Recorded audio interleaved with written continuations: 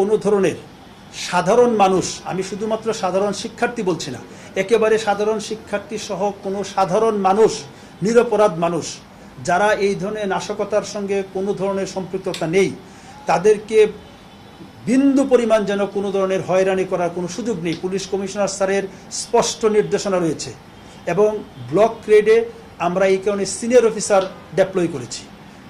Senior অফিসারের নেতৃত্বে block grade পরিচালিত হয়, সো দ্যাট এইখানে যেন কোনো ধরনের ব্যত্যয় না ঘটে, আইনের কোনো ধরনের ব্যত্যয় না ঘটে, নিরপরাধ কোনো মানুষ যেন পুলিশের দ্বারা বিন্দু মাত্র কোনো হেনস্থার শিকার না হয়। তবে অপরাধী যে, তাকে ছাড় দেওয়ার কোনো সুযোগ নেই। সো আমরা নিশ্চিত করতে চাই, যদি তারপরেও যদি কোনো কিছু ব্যর্থ হয়, আমরা খবর পাওয়া মাত্রই আমরা যথাযথ ব্যবস্থা গ্রহণ করি।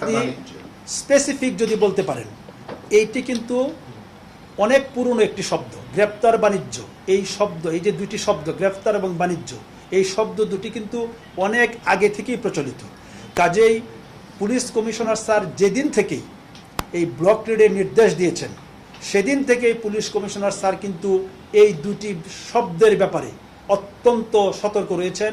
আমি ব্যক্তিগতভাবে সাক্ষী হিসেবে রয়েছি। পুলিশ কমিশনার স্যার সবাইকে নির্দেশ দিয়েছেন যে এই ধরনের কোনো সংবাদ যদি পুলিশ কমিশনার স্যারের কানে আসে, সঙ্গে সঙ্গে দায়ী ব্যক্তিকে শুধুমাত্র প্রত্যাহার নয়, তার বিরুদ্ধে একেবারে সর্বোচ্চ আইনগত ব্যবস্থা